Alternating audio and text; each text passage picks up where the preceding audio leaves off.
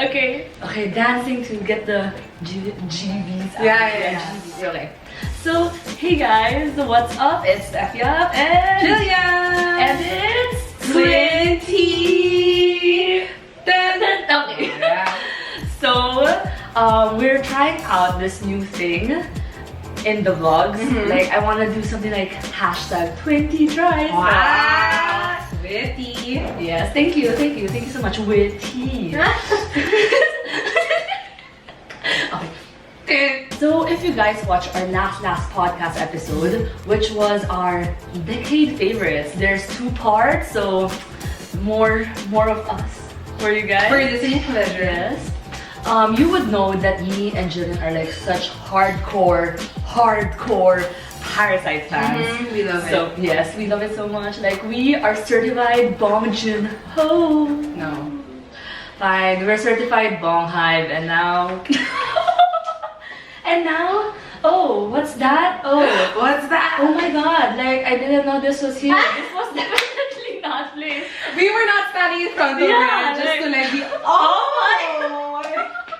So you guessed it. We're doing what every fan is doing right now. We're gonna try the infamous Jjapaguri meal from Parasite. So to those who didn't watch it, we're not gonna say any spoilers, but basically it's the meal that the maid suddenly hurriedly prepares. And there's actually a significance about this meal, according to Twitter. And what is it, Steph? Let me tell you. This is niyoguri and this is Jjapaguri. So basically, it's a very common meal, you know. I feel like It's like our lucky meal. It's our lucky meal. Yeah, it's our chilimanse. Yes. So it's a very common meal, you know.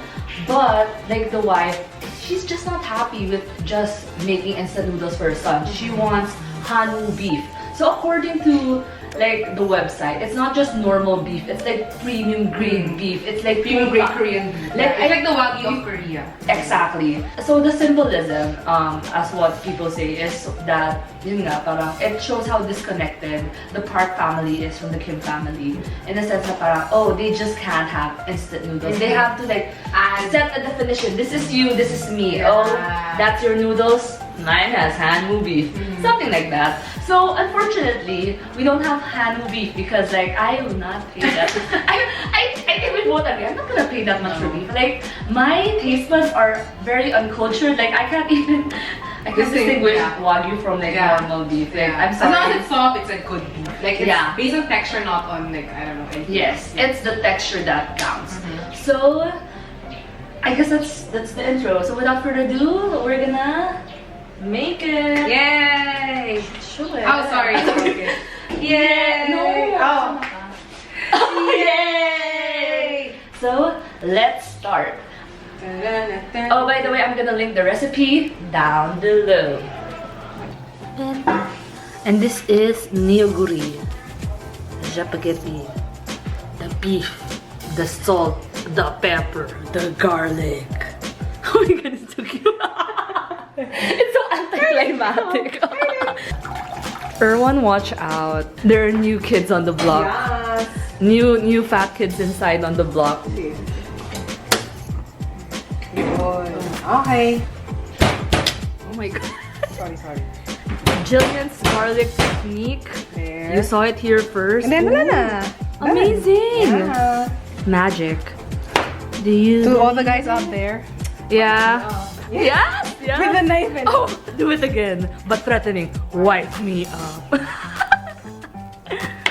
do you want it or are you okay with parang like fat chunks? Yeah, I'm okay with fat chunks. Okay. I like it chunky. While we're boiling, we're prepping the other stuff. So the Jjapaguri is actually 2 noodles. It's Jjapaguri plus niyoguri, hence Jjapaguri. I don't know why they got 2 kinds of noodles pa though, honestly. Baka, I think it's from the seasoning pack. Oh, maybe. Isa maanghang, yung isa parang... I know this is Bong's favorite. Oh, kaya pala. Noted. Okay, open it. Wait, parang ano. Wait, let's see. Meron With kasi the- simply cooked with the veggie flakes. What's that? It's Nori? when Korean people make soups, they use anchovies and arshangshell. They kind of look the same though. Messy. Do you like messy?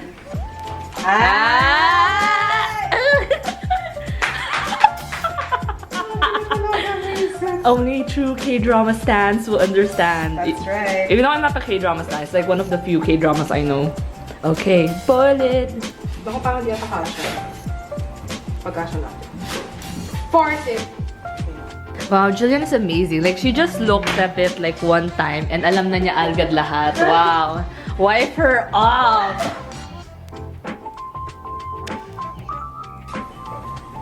Force it down. Drown it. Okay. Okay, let that simmer. And now, the beef. Cooking with Jillian. Yes, wipe her up. PSA to all the boys who've watched this video before. so many pop culture references. Too much. Okay, sorry. I think I made too much oil. Don't follow me. Okay. It's a mistake. So guys, if you're wondering why I'm making Jillian do all the work, it's not because I'm a bad person. No, you are.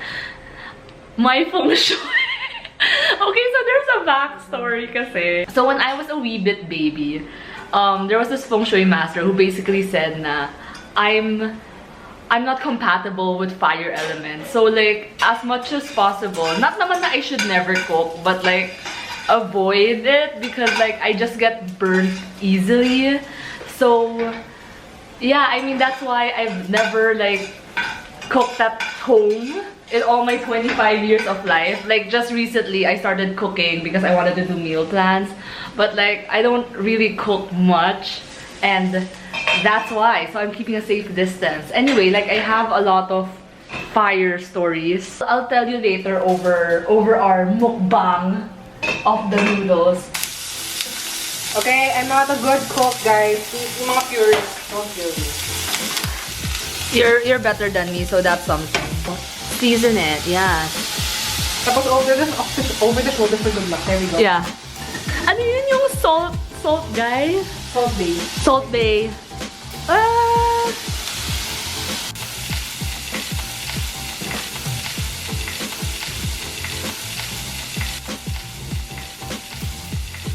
Focus and then focus it. Wow. Erwan, watch out. Sit down. Or Jillian. hello. Oh wow, we look so good in I this am light. you. Where do I just? Wow, someone wipe her up. Kasi yung mga purists out there, parang, tangina, that's wrong! We said wife, not chef. Tama! Yes. The company website says to use the entire packet of Jjapaguri sauce and 3/5 of Niyoguri spicy sauce. I love how it's 3/5, not like 1/4, 3/4, 3/5. I'll put some more na on mine. Okay, 3/5. Ah, medyo flaky siya. Hey, that's a lot. No, meron pa here. Ah, okay. Oh my god, sobrang natakot ako. Akala ko tatalon yung beef kanina sa side. I got it. Don't you worry, girl. Wow, it looks so much like the film. Tapos maganda pa Tapos lagyan natin yung beef sa top later. Yes. Don't worry, girl. I know how to plate. Wow! Someone wipe her up! Sorry. It's okay. It's mainit naman siya. So, guys, don't waste food. It's hot naman, so the germs will go away. That's true. Never waste food. They get. Plating 101 by Jillian Kuwar. Oh my gosh. And then they twirl it. Wow! Oh my god. It looks a cute, little, ah. diba? That's cute, ah. The fuck. Oh, that's so cute. Add the meats first. Colored beef. Oh, ooh la la. Oopsie. Ooh, oof, oof. Ah, so nice. Sorry. Extra spicy for Jillian. Dun, dun, dun. Yes. Dun, dun, dun, dun, dun. Oof, oof. And now for taste test.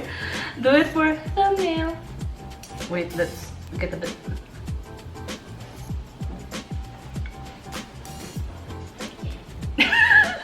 And now for taste test. Okay.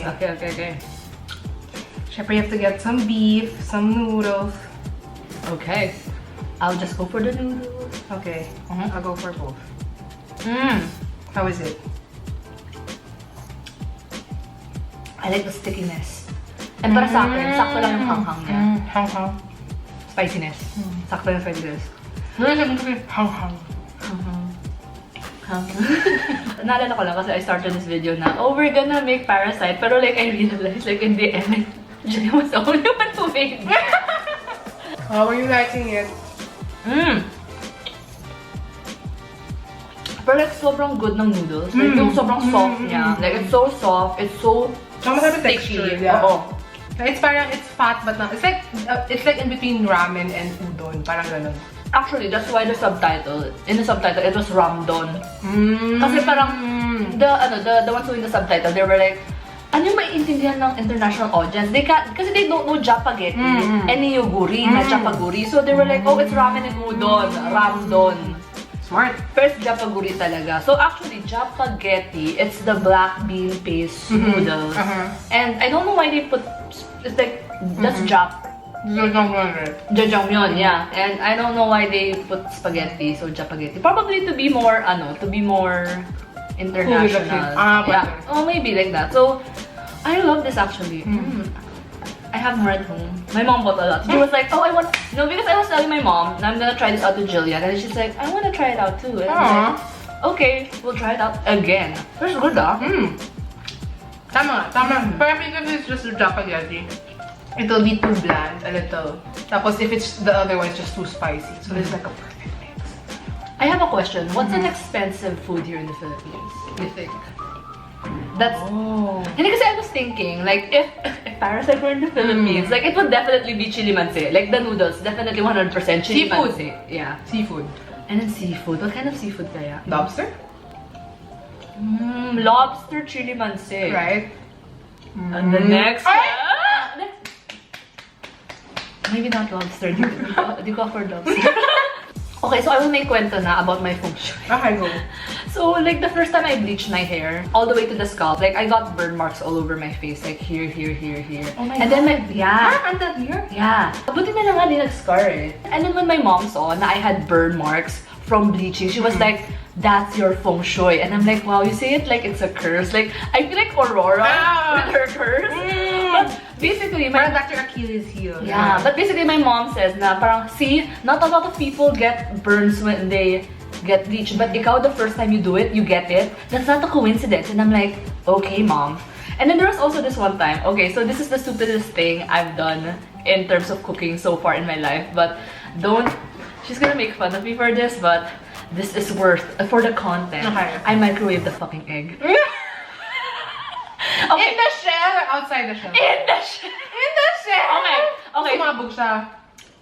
Okay. Yes, but okay, so I'm gonna defend myself. So the thing was, this was back when I was in college, and in architecture school, when you reach 4th year, 5th year, you get the night shift. So my classes were 5 to 9. So when I got home, I still had homework to do, and I was very sleep deprived. So I was like, damn, I need egg. But then, the way our kitchen works, once it's locked, kasi that's also where the maid's room is. So we lock it, and I don't have the keys. So I'm like, I only have the microwave because we don't have a stove in our regular kitchen. We just have a microwave. So I'm like, I have a microwave. I want some egg. I'm gonna heat it up.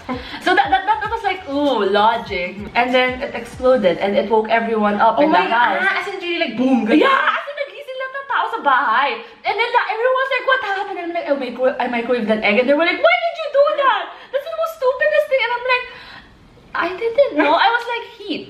Egg. I put it, wait, nata pa. I put it in a bowl. Nilagyan ko ng water. And then I put the egg. So you thought you would steam the I just want to say, this is my mom's fault because she didn't expose me to cooking because of my feng shui. I was like, ooh, this is totally common sense. And you know what? The funny thing was, diba, it exploded.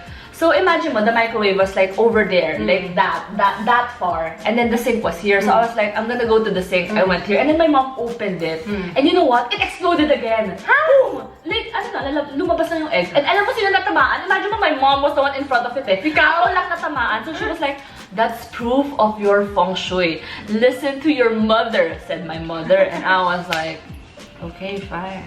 I mean, if it means I get out of the chore of cooking, why not? So yun. Okay, grabe mo yung story mo. What's the worst that I've done? Before I didn't know na you can't put metal in microwaves. So, na-explode din yung ulam ko. Pero like, Oh my not God. first. Like foil? Hindi foil eh. As in, metal na nalagyan. Like, I put soup. Like, alam mo sa soup, di ba you put it sa mga metal na ano? You know what? I didn't know that. Now I know. Don't put metal in microwaves. Sorry, I want some more of the spice. Yeah. So what are our final thoughts It's here? good? Yep. Yeah, is it something that you would cook again and again? Maybe if I cooked the beef better, it would have been better.